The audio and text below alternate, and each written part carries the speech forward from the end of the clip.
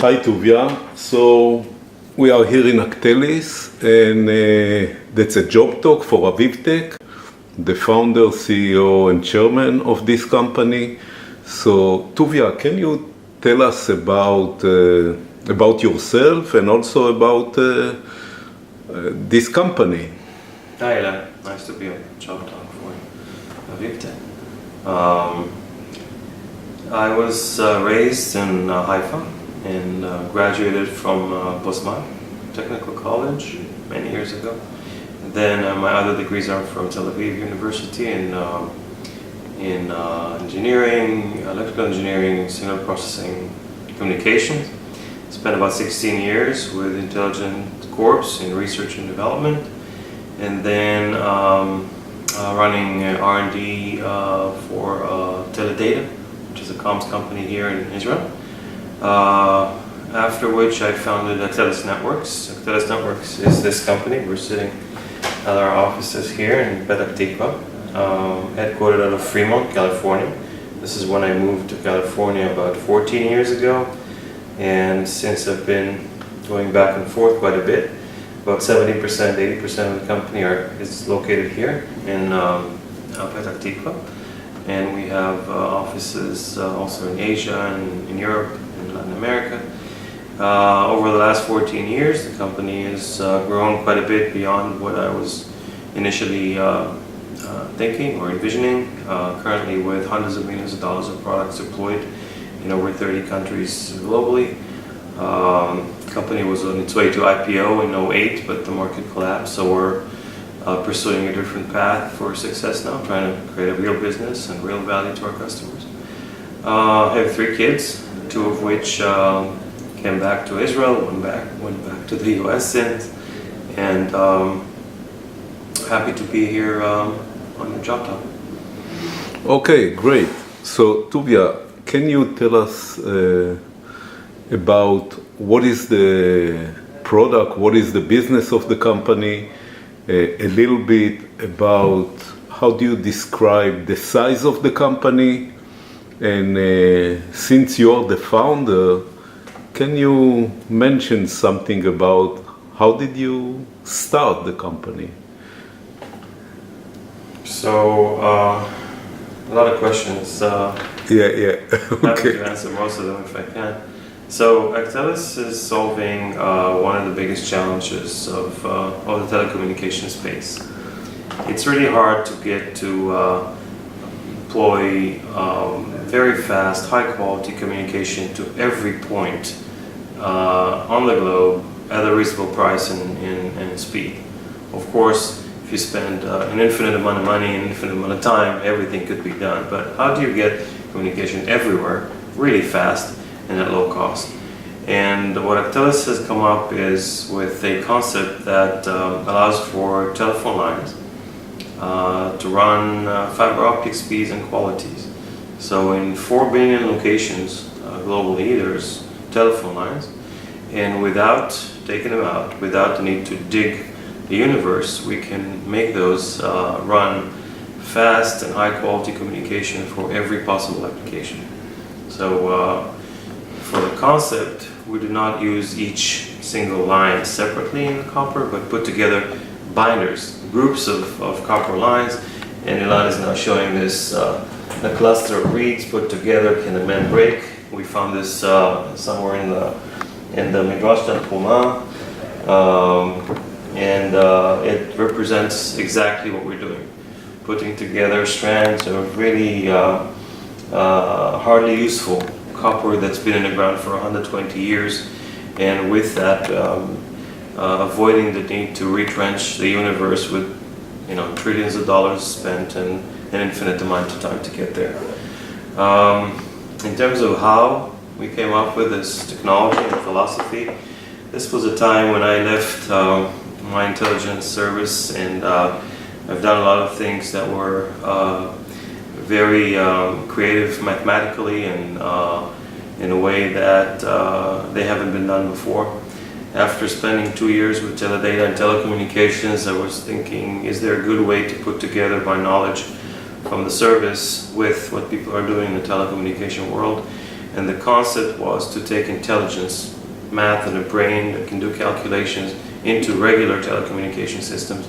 And what we're seeing now is the result of this effort. Okay, sounds great, and probably it took a little bit more than a snap of a shot. It was a long run. My initial business plan was $6 million in a year, 1 year. Okay. To profitability. We're now 14 years later and probably $160 million of investment into the company. A big effort.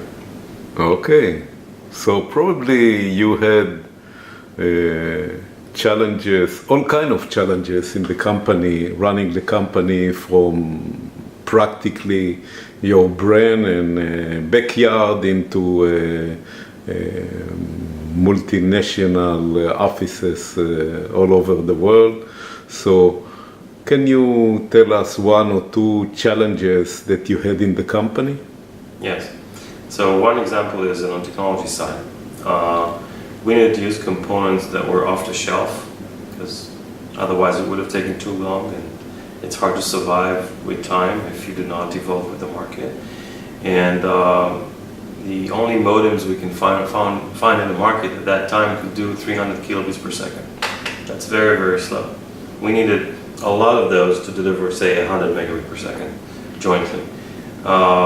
What I did, I approached one of the CEOs of, I think the company was acquired by Intel later. It's called Level 1. Bob Pepper was his name. And I convinced him to develop a new modem, a variable modem at 2 megabit per second rate. And I was just a kid coming from Petah Tikva, and he agreed. So we got a new modem that we could work with and had a unique tool to build our system. That's one example on the technology side. Then we had another issue, which was more regulatory. Our systems were running so fast that no one wanted to deploy them because they were worried that they would compromise the network. So now we had to approach the standardization committees and develop a new standard that then became what people call today the EFM, Internet First Mile standard, and then go and work on the regulatory offices on each and every significant country that we wanted to penetrate, to make sure they understand that we're not compromising anything, that we have a unique special technology that works under the radar of existing spectrum.